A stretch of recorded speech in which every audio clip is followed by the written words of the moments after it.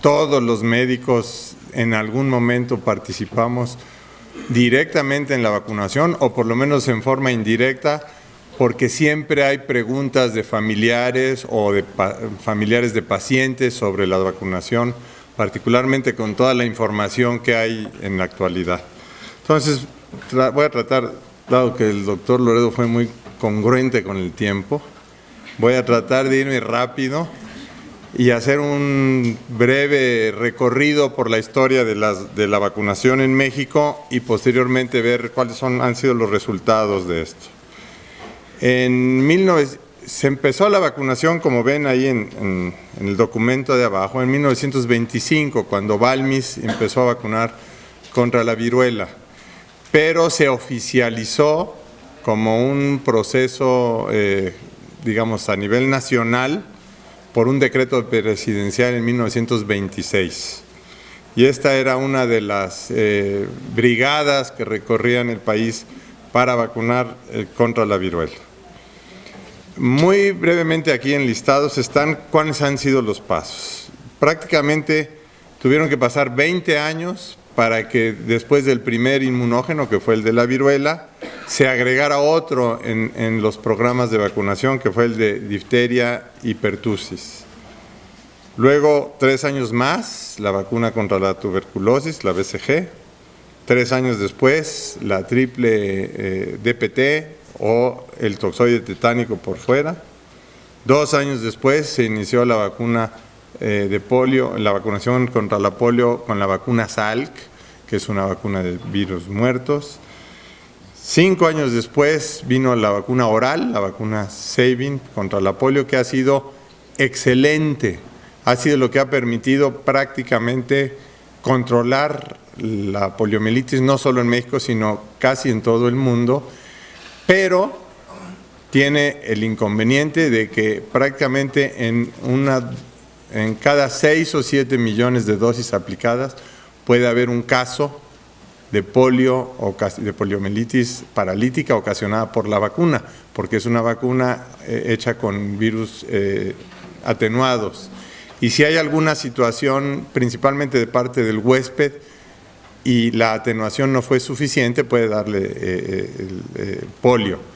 Esa fue la razón por la que se quitó del esquema inicial de vacunación las gotas y ahora se pone en la vacuna pentavalente, una vacuna que no es capaz de producir enfermedad.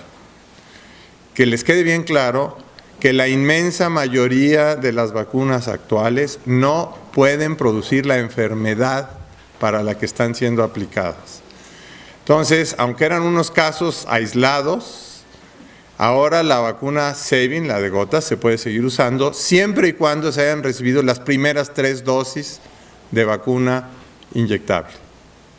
Esto ha significado un costo adicional para el país, porque es más cara, pero es un enorme logro que ya se pueda garantizar que mediante este procedimiento no puede haber ningún caso de poliomielitis producida por la vacuna que se pone en México. Quiero decirles que no en todos los países se tiene esta ventaja. En la mayor parte de Centroamérica, el Caribe y algunos países de Sudamérica, solo por mencionar los de nuestra región, siguen utilizando como esquema primario las gotas orales. En 1970 se inició la vacuna contra sarampión, en 73 por primera vez se estableció el Programa Nacional de Inmunizaciones que incluía BCG, 3 dosis de Sabin, 3 dosis de DPT, una de sarampión y una de toxoide tetánico como refuerzo de la DPT. En 1974 se empezaron a hacer campañas nacionales de vacunación que, aparte del Programa Nacional de Vacunación, incurrían en refuerzos en diversas etapas para fortalecer a la población en este sentido. Al mismo tiempo, o casi al mismo tiempo, en la Organización Mundial de la Salud se decidió sugerir un programa ampliado de inmunizaciones muy parecido a lo que se estaba haciendo en México. Y en 1978, por primera vez el gobierno decretó la necesidad, la obligatoriedad de tener un documento probatorio de las vacunas que ahora conocemos como la Cartilla Nacional de Vacunación. Originalmente, en 1979 y durante 2 o 3 años, el DIF era la institución que debía de tener la información.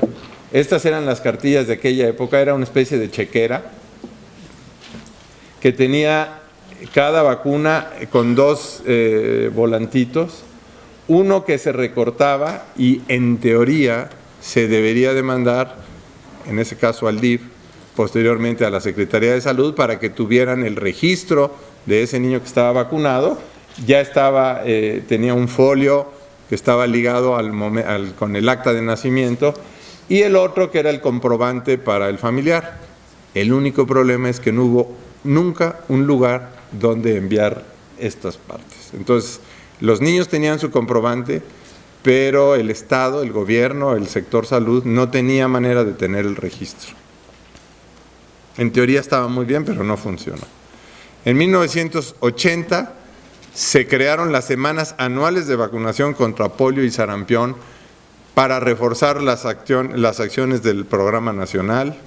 En 1986, días nacionales de vacunación antipoliomielítica con el propósito de erradicar la polio en México. Entre 1989 y 1990, o los que no se dieron cuenta o no se acuerdan, hubo prácticamente 70,000 casos en México de sarampión y casi con prácticamente un 8% de mortalidad, casi 6,000 niños muertos por sarampión. Y entonces, como van a ver más adelante, se incrementaron los esfuerzos para proteger contra el sarampión. En 1990, en la Cumbre Mundial a Favor de la Infancia, se pretendió y se recomendó que los países alcanzaran una cobertura mayor de 90% en sus esquemas de vacunación, y de los propósitos eran eliminar el tétanos neonatal para 1995, erradicar la poliomielitis para el 2000 y reducir en 95% la morbilidad y la mortalidad para el sarampión para 1995. El programa de vacunación universal en México tenía como objetivos completar con una cobertura mayor del 90% en las vacunas en los menores de 5 años, erradicar la polio, eliminar la difteria, el sarampión y el tétanos neonatal, controlar la toferina y las formas graves de tuberculosis, específicamente de tuberculosis meningia, y como estrategias se crearon las acciones permanentes en todas las unidades clínicas del Seguro Social y del sector salud, y como maniobras intensivas las semanas y los días nacionales de vacunación. Y en esa época más o menos también se cambió la idea que se tenía que las vacunas eran para niños chiquitos, y ya se recomendó las vacunas para adolescentes, incluso para algunos adultos, que todavía no ha sido muy bien aceptada en nuestro país. Entonces aquí les muestro cómo en 1973 en nuestro Programa Nacional de Vacunación teníamos 6 inmunógenos, para esto pasaron 25 años para que tuviéramos 2 inmunógenos más. Después, un año después, tuvimos 10 inmunógenos, y luego, ahí están ya todos los conocen. Después, esto fue en el 99, tuvieron que pasar 5 años para que en el 2004 tuviéramos 11 inmunógenos más, cuando se incluyeron las vacunas para la influenza. En el 2006, la vacuna de neumococo y la de rotavirus. En el 2006 se incluyeron solo a poblaciones de alto riesgo, las 200 poblaciones con menos protegidas desde el punto de vista socioeconómico y cultural, y un año después ya se consideraron como incluidas de manera universal en todos los niños. Se ha hablado mucho de que la cobertura de vacunación en México es de las más altas en el mundo, y es cierto. Aquí ustedes ven en el 2005, como en los menores de 1 año, prácticamente todas las vacunas tenían una cobertura mayor del 90%, casi algunas cercanas al 100%, y en los menores de 5 años se manejaba más o menos lo mismo, pero ya había algunas deficiencias. Después, las coberturas se analizan en la población estimada para vacunar. Por ejemplo, si nacen 2 millones de niños al año, se sabe que del programa inicial de vacuna de pentavalente, por ejemplo, se tienen que poner 6 millones de esos, más el refuerzo que se pone. Entonces, en ese año tienen que ponerse 6 millones, más los que les corresponden de la población que tiene 1 año y medio o 2, que sería una dosis de refuerzo. Y así en cada una de ellas. Esa es la forma como se hacía antes. Sin embargo, hace unos 3 años hubo algunas fallas en las predicciones del crecimiento de la población y se suponía que iba a haber más o menos 1.800.000 nacimientos y se pusieron las vacunas que estaban calculadas y entonces andábamos cerca del 98% de cobertura en función del número de vacunas aplicadas.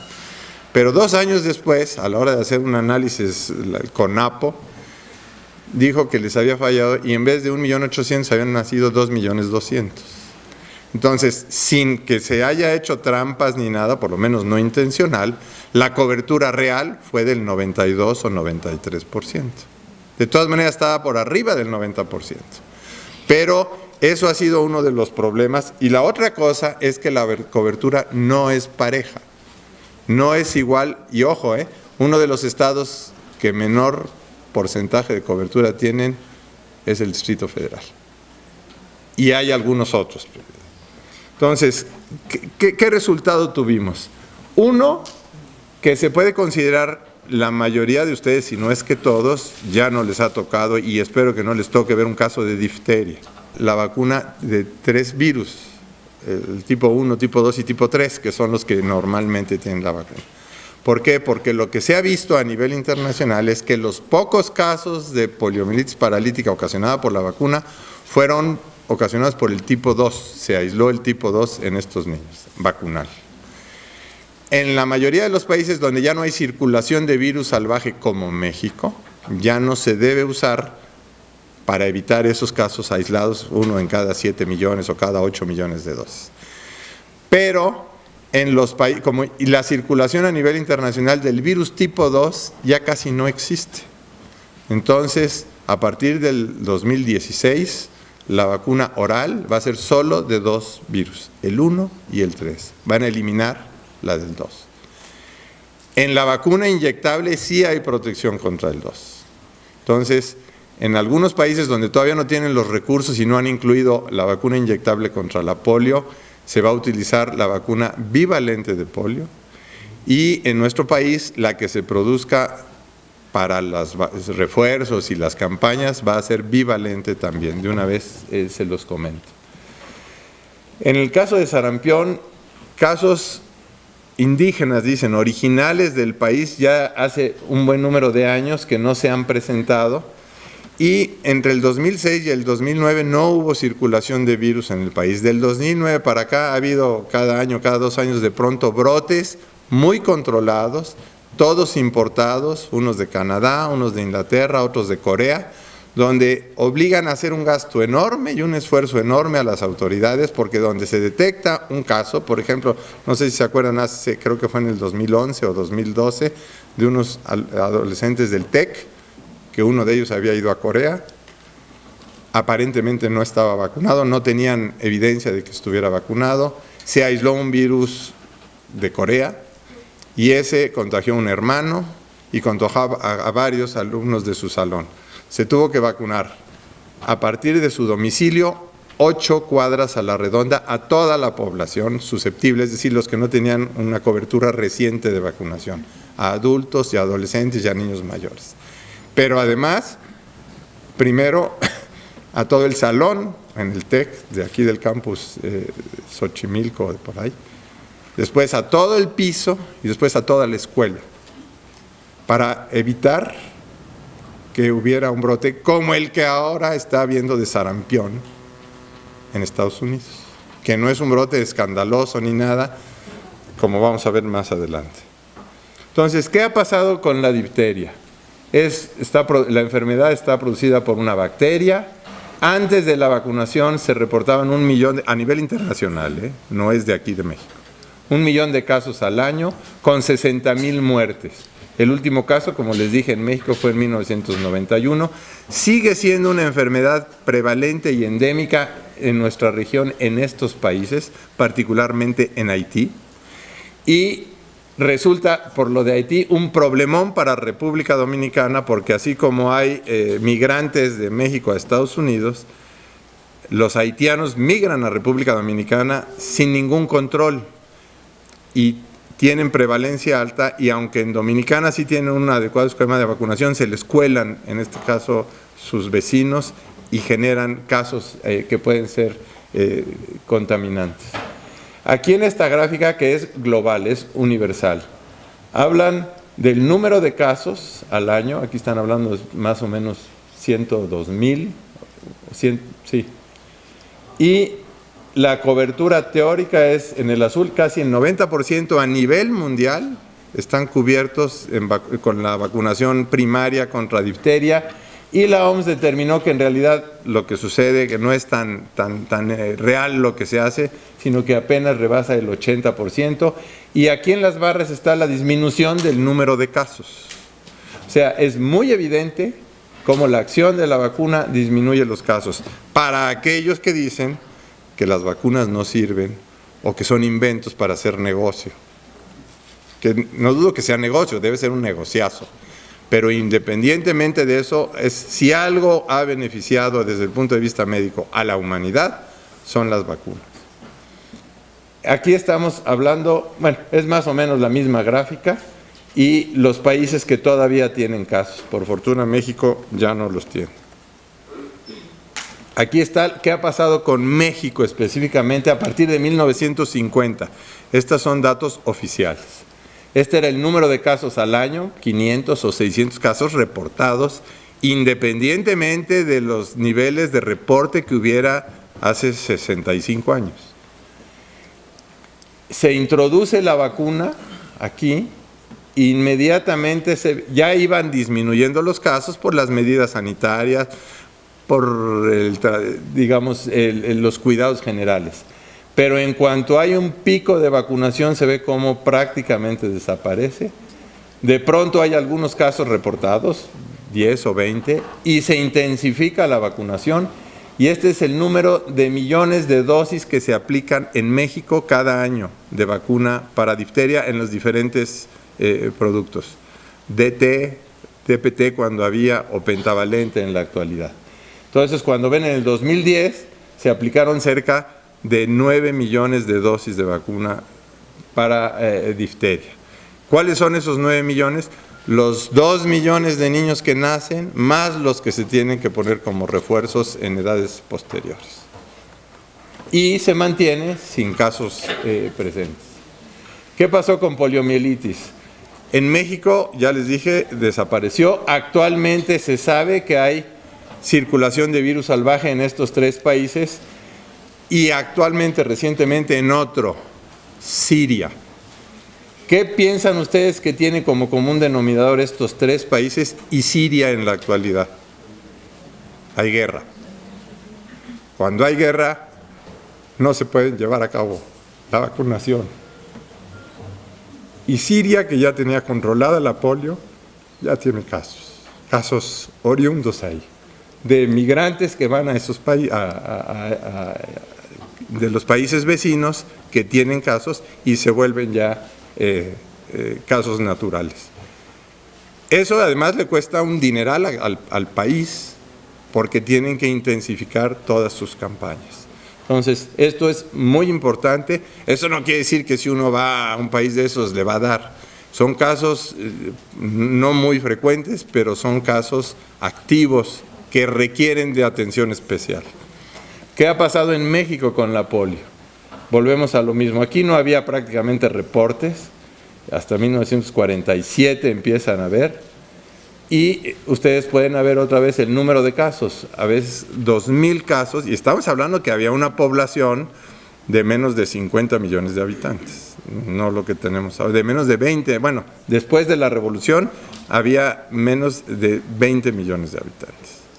Entonces, aquí estaban libremente los casos transmitiéndose, se inicia la vacunación, primero con la SAC, luego con la Sabin, se encuentran brotes y otra vez vean que los niveles de vacunación andaban en 5 millones de dosis. No podemos compararlo con lo que se hace ahora, porque en esas épocas, en los 70s, nacían 6 o 7 millones de niños cada año. Entonces, este volumen de vacunas aplicadas no cubría las necesidades actuales. Entonces, se incrementan a partir de los 90s importantemente la vacunación y se llegaron a poner en alguna ocasión hasta 40 y tantos millones de dosis en un solo año de vacuna. Y se ve cómo desaparece la poliomielitis. A mí me tocó en los 80s dar una plática en Tehuacán, en un cine, para el personal de salud. Y un médico, que en esa época probablemente tenía la edad que yo tengo ahora, dijo, no nos hagamos tontos en el micrófono. El gobierno de México utiliza la DPT para esterilizar a las niñas. Un médico. Y era medio ilógico, ¿no? Porque había una proliferación de niños a lo bestia. En esa época había un montón de nacimientos y si a un número importante de niñas se les ponía, solitas se estaban echando de cabeza, ¿no? Estuvimos haciendo hace unos años, en el 2010, un protocolo para la vacuna de H1N1 de influenza y se estaba haciendo por parte de Salud Pública en el estado de Morelos también, al mismo tiempo. Y encontraron, a la hora que se acercaban a las comunidades para invitar a la gente a participar, un tríptico hecho en blanco y negro, no sabían por quién, pero que decía que el gobierno de Calderón tenía el compromiso de matar 35,000 recién nacidos, niños con la vacuna de la influenza, entonces que no se la pusieran. Digo, nos lo enseñaron el papel. Entonces, hay campañas muy intensas, particularmente en internet ahora, de grupos antivacunas y a veces tienen éxito. Bueno, ¿qué pasó con la vacuna del sarampión? En México no se inició hasta 1974. 10 años antes ya había la vacuna y se usaba en Estados Unidos y han ido cambiando. Actualmente la vacuna, aunque existe en forma aislada, es muy difícil conseguirla. Normalmente la que tenemos es la triple viral, que es una vacuna segura. Otros decían no, porque como es un virus atenuado, les va a producir sarampión y les va a producir parencefalitis. A lo mejor los más jóvenes tampoco han oído hablar de la parencefalitis esclerosante subaguda, pero era una enfermedad muy grave, deteriorante, mortal, que se producía años después de haber padecido sarampión, ocasionada por el mismo virus de sarampión. Eso ya no existe en México, por eso a los jóvenes ya no les toca ver eso, de tal manera que se demuestra que esa vacuna no puede producir el mismo efecto que el virus. En azul oscuro ven los países que son 105 países que en el 2005 tenían más del 90% de cobertura de su población, y me estoy refiriendo a la población de la edad que está indicada la vacuna, protegidos. Y ustedes vuelven a ver la mayor parte de América Latina, una buena parte de Asia y Europa, entre el 80 y el 90%, los dos países estos marcados de América Latina, un buen número de países africanos y de Europa, se ha beneficiado mucho de las campañas, los donativos y las iniciativas de la Fundación Gates, porque ellos pagan todas las vacunas. Pero no es solo tener la vacuna o que alguien la pague. A mí me tocó en una reunión, estaba el representante de la Fundación Gates y estaba el secretario de Salud de la India. Y entonces le dijo hace 6 o 7 años, si la Fundación les regala a ustedes todas las dosis de vacuna de neumococo que requieren para vacunar a los menores de 1 año y medio, ¿en qué posibilidades está el país? ¿En qué porcentaje de esas vacunas podrían aplicar ustedes, regaladas? Y dijo, probablemente entre el 20 y el 25%. Porque no es solo la vacuna, se requiere la red de frío, los vacunadores, los programas y que las personas asistan o se dejen vacunar. Entonces, y estamos hablando de la India, que es un titipuchal de niños. Entonces, no es sencillo. En México ya hay una cultura de la vacuna, tenemos que apoyarla, porque es una enorme ventaja para todos los que vivimos aquí. Esto es a nivel mundial, el número de casos a partir de 1980, pero si ustedes se dan cuenta, hay prácticamente más de 500,000 de casos al año. Nuevamente, por fortuna, no es en nuestro país. Y este es el número, nuevamente, del porcentaje de cobertura, el que se plantean los países y el que la OMS determina, cerca del 80%. Esto es en México. Había sarampión, empiezan a vacunar con unas cuantas dosis, persisten brotes de sarampión por año, pero al llegar a fines de los 80, el brote que les dije de 60,000 casos, y entonces como respuesta hubo que incrementar el número de dosis de vacunas a aplicar y desaparecieron los casos de sarampión originados en México, que siguen sin presentarse. ¿Qué ha pasado? Porque la mayoría de ustedes, de los que ya les tocó que los vacunaran cuando eran chicos, se ponía una vacuna de sarampión primero a los 9 meses, después al año. Y decían, con eso ya no se necesita vacunar. Y era cierto. ¿Qué ha pasado ahora? Nada.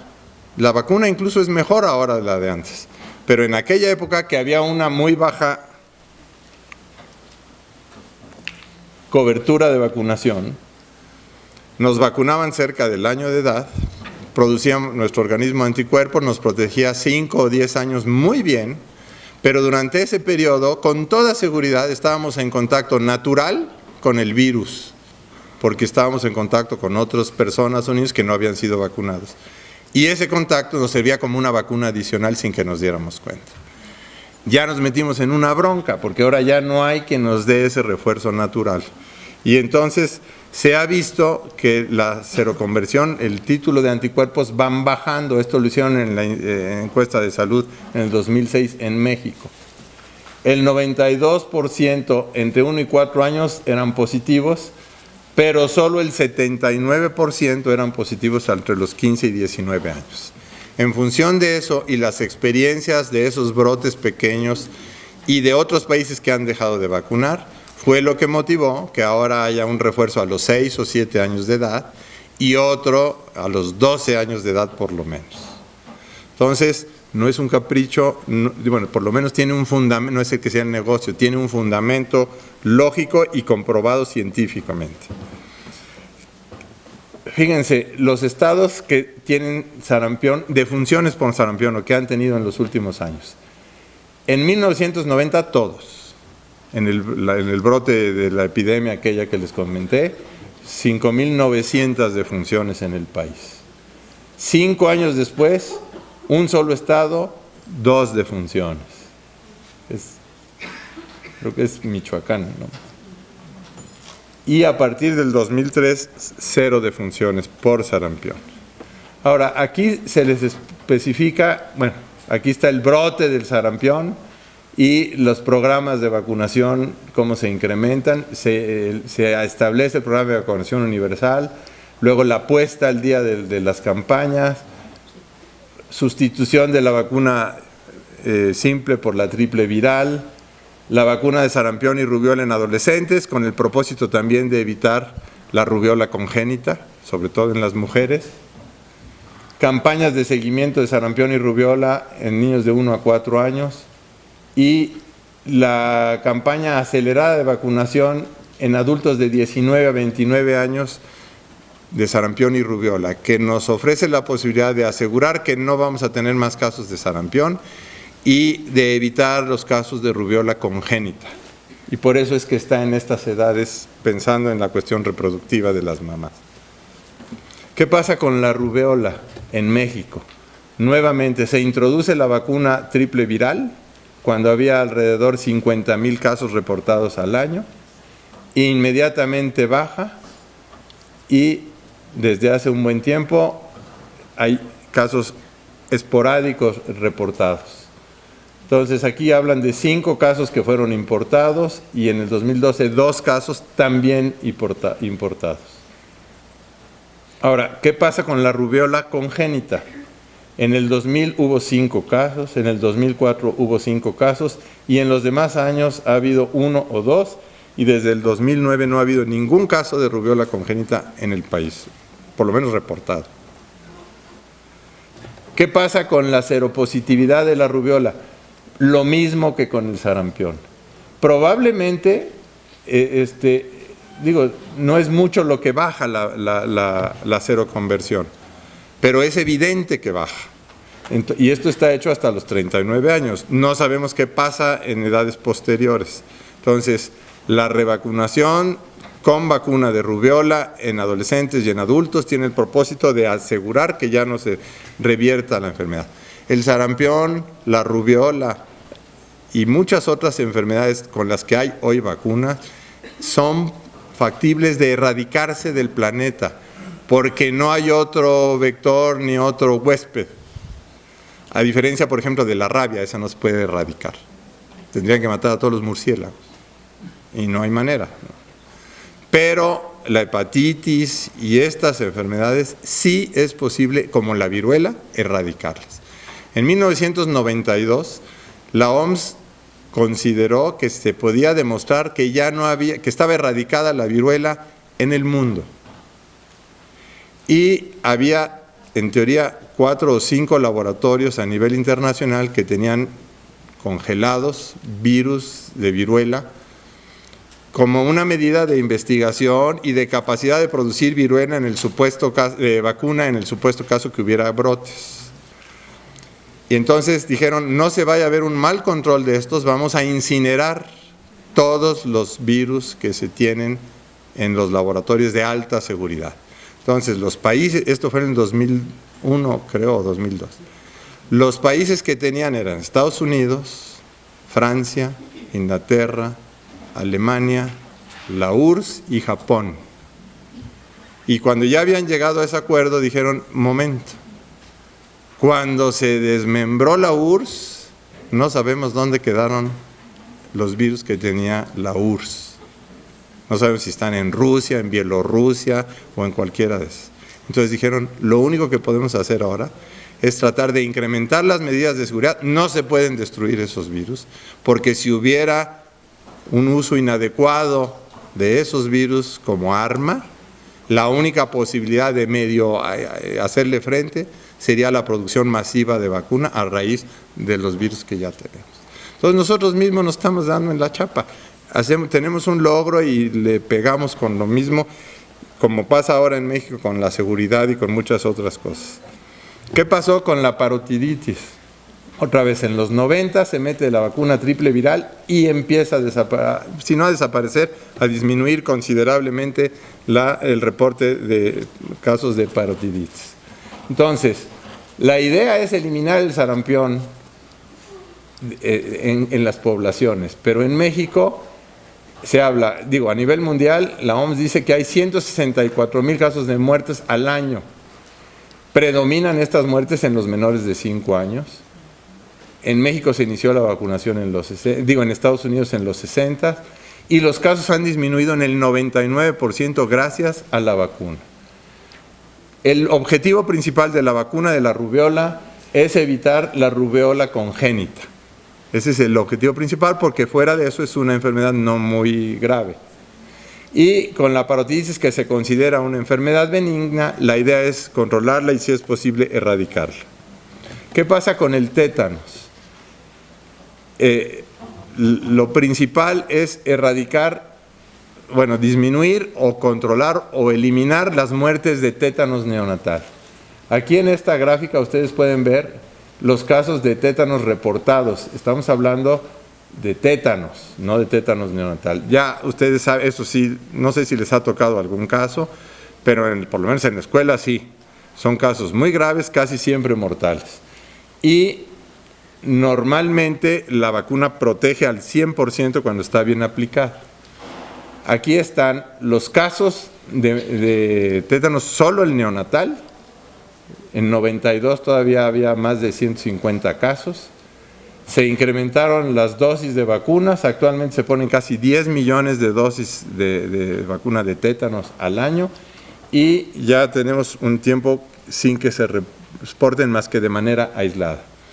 ¿Qué pasó entre el 2000 y el 2012 con el tétanos neonatal?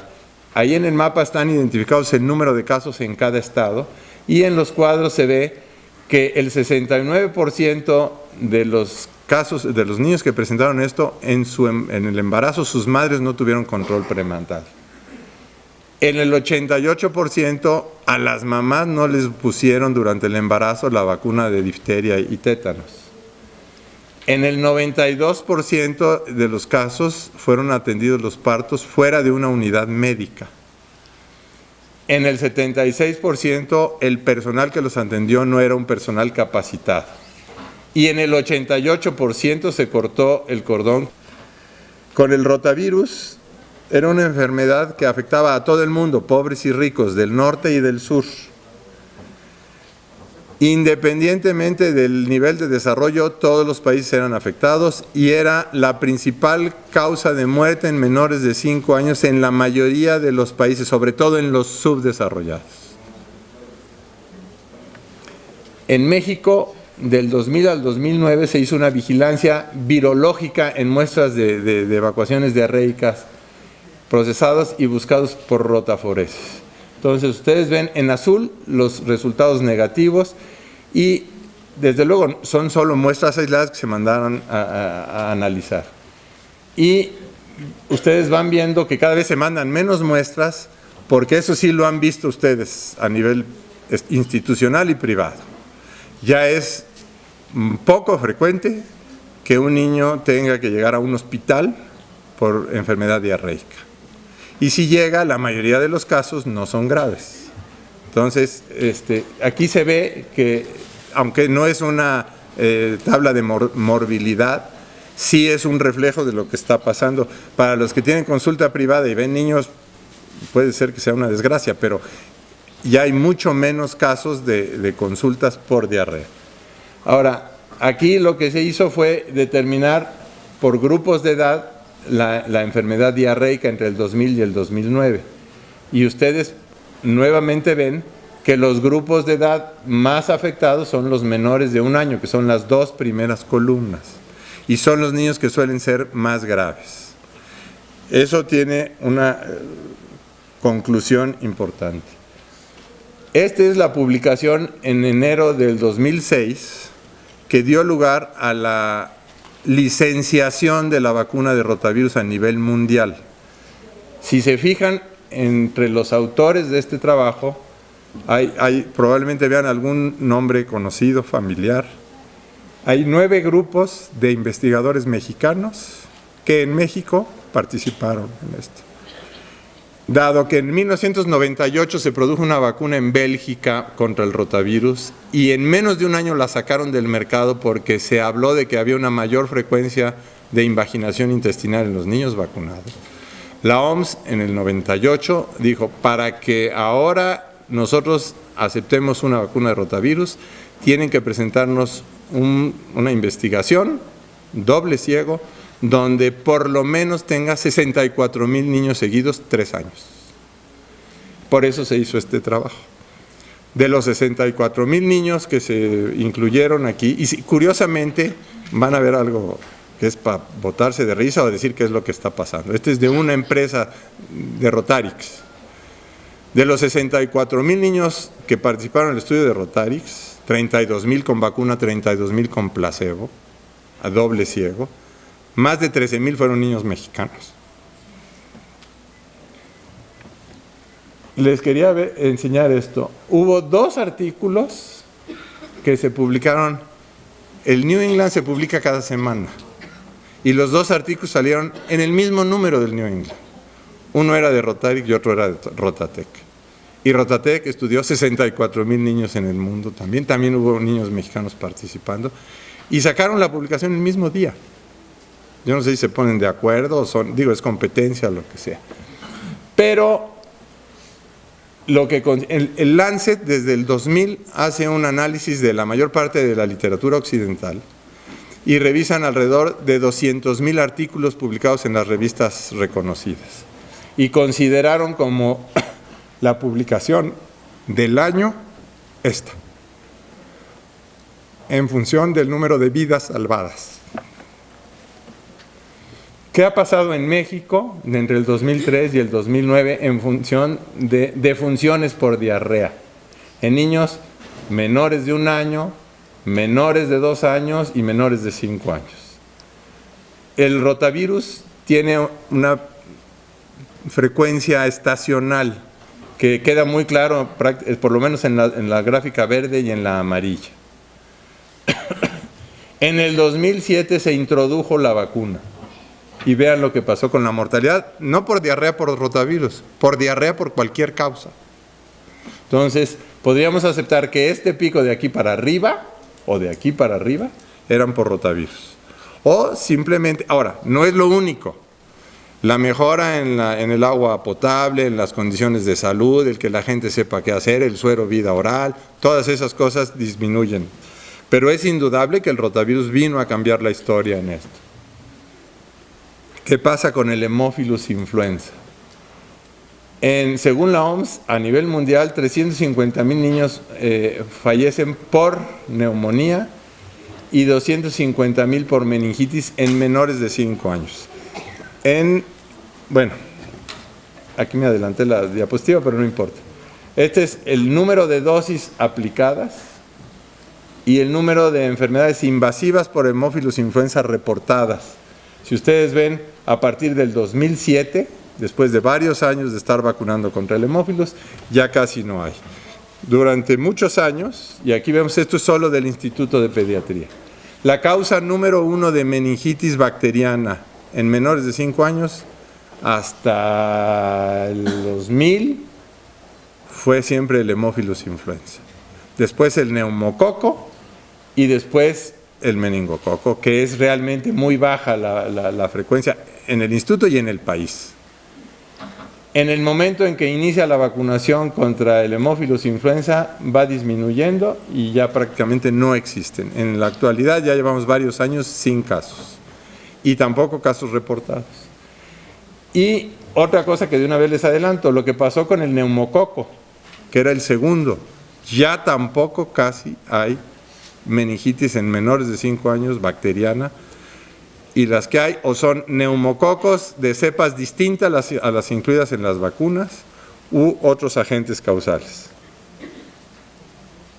Aquí ven otra vez lo que les comentaba, el número de casos de infecciones masivas reportados hasta el 2012, donde a nivel nacional solamente 3 casos.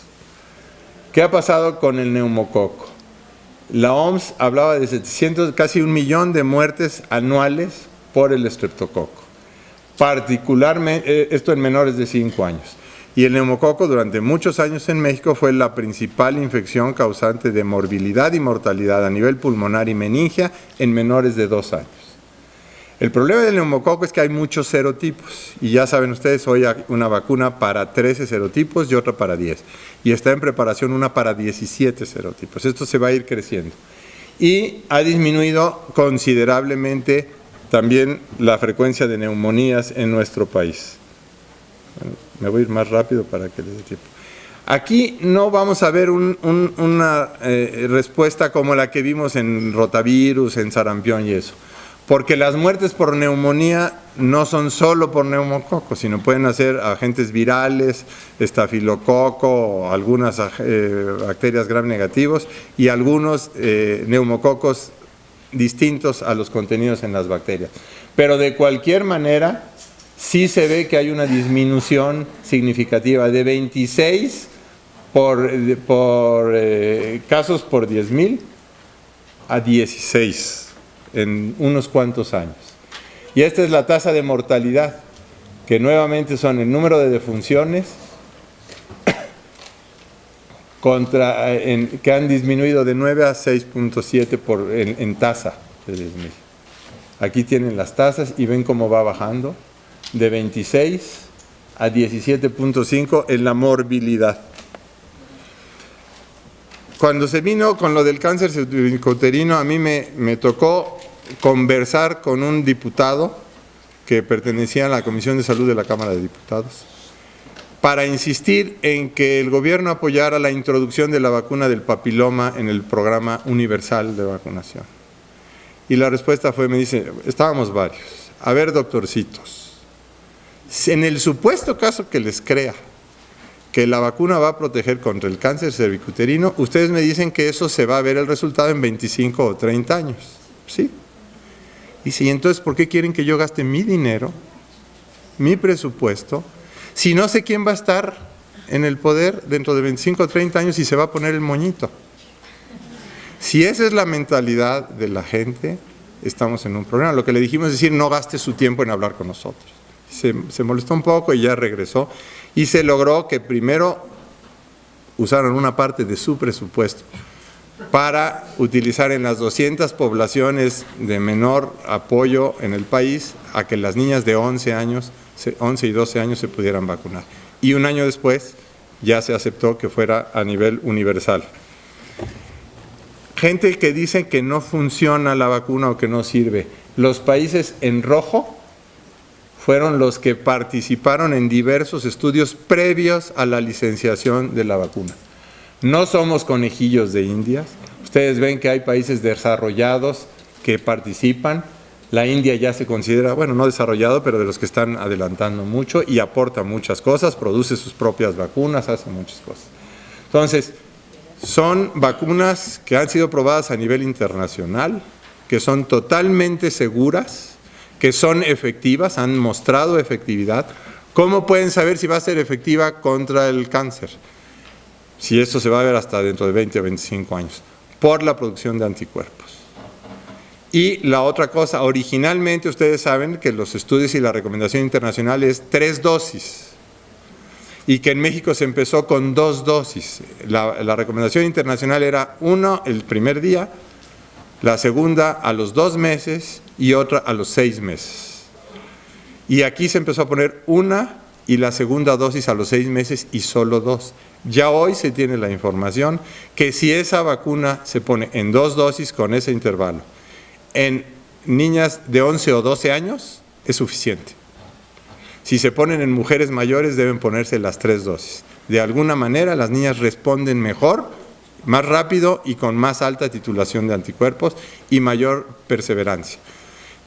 Ahorita se están haciendo estudios para ver si se pueden poner la vacuna antes, pensando en que tal vez respondan mejor y aprovechar los periodos en que las niñas son más fáciles de vacunar. Daría el esquema de vacunación antes de terminar la primaria. Porque la otra cosa es que si salen de la primaria, muchas ya no regresan a la escuela y a lo mejor la segunda dosis ya no se la ponen, o que cambian de escuela al cambiar a la secundaria y después localizarlas es un problema. Entonces, toda esta logística se tiene que planear. Con la tuberculosis, no les tengo que decir qué tan grave es. La vacuna es medio controvertida, es una vacuna excelente, segura y eficaz para prevenir formas graves de tuberculosis, no para evitar la tuberculosis. Entonces, a una persona vacunada le puede dar tuberculosis, pero difícilmente le va a dar meningitis tuberculosa o tuberculosis diseminada. Aquí están los casos de tuberculosis meningea y las coberturas de vacunación casi al 100%, arriba del 95%, aunque no todas sean al nacimiento, durante el primer año los pescan en las guarderías o en cualquier otro lado. Y ustedes ven cómo también ya son escasos los reportes de meningitis tuberculosa en menores de 5 años. Con hepatitis B, ya me tengo que apurar. México está considerado un país de baja prevalencia porque aproximadamente el 2% de la población tiene anticuerpos de manera natural. Entonces, tenemos que entender 2 cosas. La hepatitis B, a diferencia de la hepatitis A, es una enfermedad que tiende a la cronicidad. Y la hepatitis crónica, con frecuencia, con mucha frecuencia, se complica en el largo plazo con 2 enfermedades graves, mortales. Una, la cirrosis, y la otra, el cáncer de hígado. Entonces, aunque parezca medio absurdo y una manipulación lo que estamos haciendo, el vacunar correctamente a la población para hepatitis B es una forma de prevenir la cirrosis, cierto tipo de cirrosis, no la otra, ¿no? Y cierto tipo de cáncer. Y en la actualidad se pone con la vacuna pentavalente y su refuerzo, y eso los protege. En Tailandia y en China ya han visto efectos como ha disminuido la frecuencia incluso de cáncer hepatocelular y del hepatoblastoma en niños a partir de la vacunación. Aún en niños, ya no estamos hablando de la cronicidad. Ahora, ¿por qué ponerla al nacimiento? Porque si la mamá es portadora del virus de la hepatitis B y no se pone al nacimiento, el niño corre un riesgo muy alto de contagiarse. Y el 90% de los niños que contrae la hepatitis B en el primer año de vida va a desarrollar hepatitis crónica. Arriba de los 5 años, si alguien se contagia de hepatitis B, tiene alrededor de entre el 5 y el 10% de hacerse crónica. Entonces hay que agarrarla desde el principio. Y la única forma de erradicar la hepatitis B es vacunando al nacimiento y luego aplicando las vacunas de refuerzo. Entonces, casos y defunciones de hepatitis B en menores de 5 años en México, del 1990 al 2013. Pero la pentavalente empezó más o menos por acá. Ustedes vean, actualmente son 6 casos y 2 defunciones en el 2013. Cuando llegó a haber hace 20 años, 258 casos reportados y también 2 defunciones. En ese momento, es decir, acuérdense que muchos de estos casos es posible que se hagan crónicos y después van a tener problemas. Con la tosferina es un caso muy especial, es muy difícil el control, se pierde la antigenicidad, la capacidad de producir anticuerpos relativamente rápido y no se presenta solo en los niños, sino hay otras formas de presentación de la enfermedad por Bordetella que no sea tosferina. Entonces, aquí ustedes están viendo el número de casos de síndrome de Cocollucioide, es decir, que clínicamente los médicos o el personal de salud pensó que era tosferina, pero no se pudo corroborar, es alrededor de 2,000 casos al año. Mientras que los corroborados son cerca de 300. Ahora, ¿qué ha pasado con las vacunas? Esquemas completos, digamos, con la primera dosis, solo tenían esquemas completos unos cuantos de los niños que presentaron la enfermedad. Los que ya tenían esquema completo con la segunda dosis, unos cuantos, y con la tercera, mínimo de casos, ¿no? Ahora, a los 8 y 11 meses no se sabe si habían perdido algo de la digamos, capacidad para producir anticuerpos. Ahora, vean cómo hay estados que tienen más casos, y es que del 2009 para acá ha habido brotes en Nuevo León, Tamaulipas, bueno, en los estados del norte, evidentemente ubicados en esta parte de la gráfica. Y se incrementaron las dosis. Cuando se vio en Nuevo León, se analizó que efectivamente cuando llegaban los niños al año de edad tenían su esquema completo de pentavalente. Pero a los 3 meses, solo el 60 y tantos % tenía la primera dosis. A los 4 meses, solo menos del 60% tenían la segunda dosis.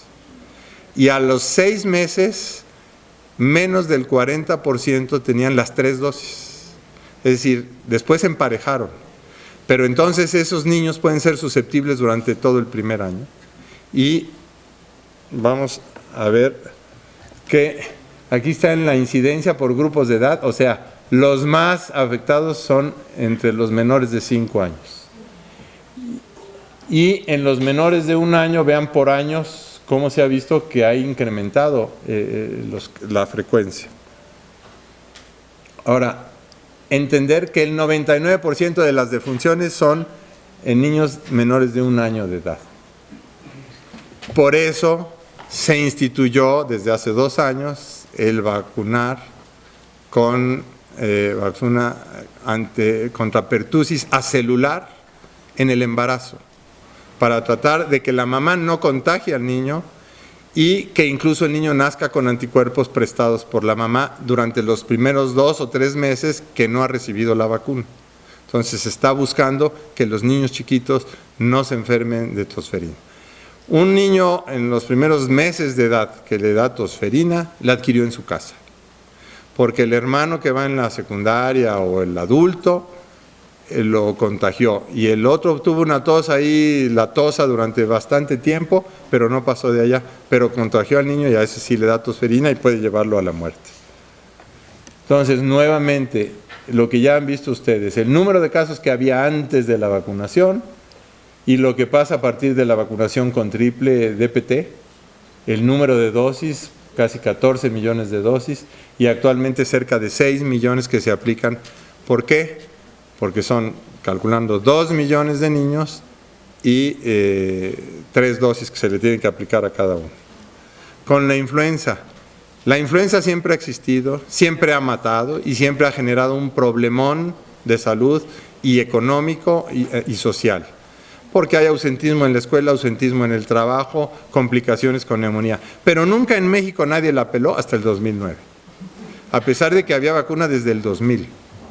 Y todavía con el 2009, ahí se espantaron. Pero cuando hubo vacuna, entraron luego a la acción los grupos antivacuna a decir que eso estaba generando la enfermedad y que era el negocio de las transnacionales y el gobierno. La vacuna de influenza no puede provocar ni catarro. La vacuna de influenza protege contra los virus de influenza contenidos en la vacuna. En la actualidad son 3, es posible, si hay dinero suficiente, y creo que no va a haber. Pero se había calculado que ya en la siguiente temporada de invierno ya se pusiera la tetravalente, con 2 virus A, el AH3N2, que es el que es actualmente más frecuente, el AH1N1 y el virus B, Victoria, y el linaje Yamagata, que es otro de esos. Actualmente no tiene el linaje Yamagata, ya en Estados Unidos se puso la de 4 virus, pero es más cara. Y no puede producir la enfermedad, porque para que un virus produzca enfermedad tiene que introducir, no es uno, tienen que introducirse miles de virus, llegar a un órgano, encontrar un medio propicio, reproducirse y diseminarse y provocar la enfermedad. La vacuna no puede producir eso porque no tiene virus. Tiene un pedacito del virus que no está vivo, que es incapaz de reproducirse y por lo tanto no le puede producir ni una neumonía ni gripa. Ahora, se pone en invierno y hay, ¿qué quieren? 200 virus distintos respiratorios que pueden producir catarro o gripa, pero no influenza. Entonces la gente dice, me puse la vacuna y a la semana me dio un catarrazo bruto, es la vacuna. No puede ser cierto. La vacuna, nosotros hemos hecho estudios, la vacuna, los únicos efectos secundarios que tiene, efectos adversos, es en el 6% de los casos, fiebre un día, y fiebre de bajo grado, 38, de un día de duración, que digo, se puede resolver con medios farmacológicos o medios físicos, y al día siguiente se quita. En algunos niños chicos dejan de comer 1 o 2 días, bueno, no dejan de comer, se les quita un poco el apetito 1 o 2 días, y otros duermen más de la cuenta 1 o 2 días, y el dolor local, y ya.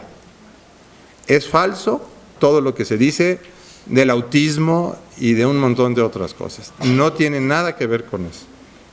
Ahora, el que le va a dar gripa, le va a dar gripa. Entonces, aquí están, ven ustedes que sí hay casos de defunción por influenza. Y digo, no matan de gripa, la influenza generalmente se complica con neumonía, principalmente en 2 etapas de la vida, en los extremos. Por eso el Programa Nacional de Vacunación Universal incluye menores de 5 años y mayores de 60 años, porque es donde más mata. No es que no les dé a los demás, pero el gobierno no tiene el dinero para darnos para todos. La recomendación es que si se puede, todo el mundo se vacune contra influenza cada año. Y particularmente los trabajadores de la salud, porque somos los que estamos más expuestos a esto. Bueno, ahí les dejo esto, pero ya para finalizar son 4 diapositivas. Yo espero que ustedes estén de acuerdo con esto. México tiene un muy buen esquema de vacunación, pero es perfectible. Nosotros estamos pugnando porque haya vacuna para varicela. Ahorita no hay ni a nivel privado, porque Brasil y Japón de repente dijeron los vamos a meter como esquema nacional, y las vacunas se fabrican desde un año antes y casi sobrepedido. Entonces no hay y no sabemos si va a haber. Y queremos que también metan la de hepatitis A, pero estamos pugnando con eso. Y para la situación, hasta en eso nos dan la chapa el petróleo, al no haber tanto dinero y haber los recortes, es muy difícil que se introduzca, pero estamos luchando por eso. Tiene un alto impacto en la reducción de morbilidad y mortalidad. La vacunación ha demostrado ser costo efectiva a morir, y eso da tranquilidad familiar y social. Y la gente debe entender que lo que le cuesta a uno la vacuna, y así les decimos a los gobiernos, no lo consideren como un gasto, sino como una inversión. Es decir, el que yo gaste como gobierno, como sociedad o como familia hoy en vacunar a un niño, me va a redituar que voy a ahorrarme mucho dinero en no hospitalizar. Claro, eso no lo nota uno, ¿no? Hasta que no le pasa.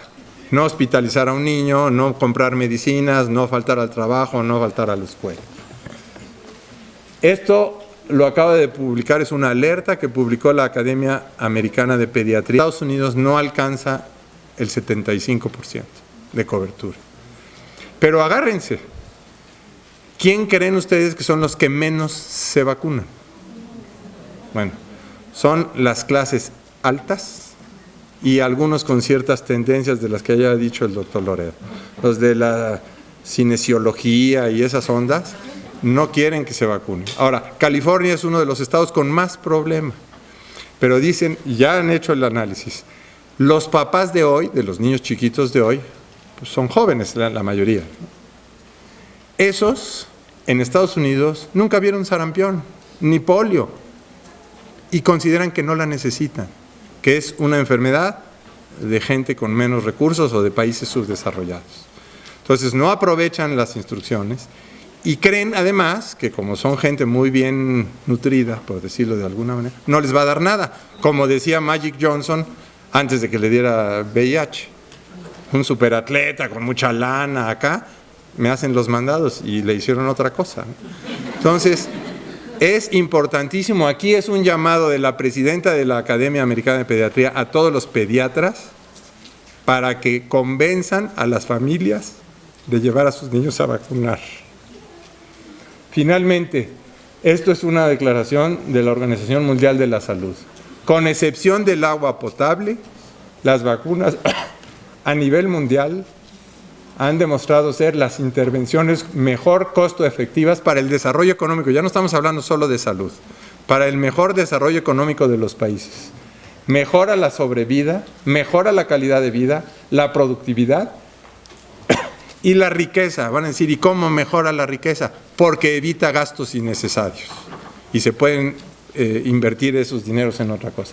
Incluso ya hay algunos estudios donde habla de que los niños vacunados tienen mejor escala de cociente intelectual que los grupos de niños no vacunados. ¿Qué tiene que ver la vacuna con el cociente intelectual? Nada. Lo que pasa es que se enferman menos. Por lo tanto, desarrollan mejor, ¿no? Muchas gracias.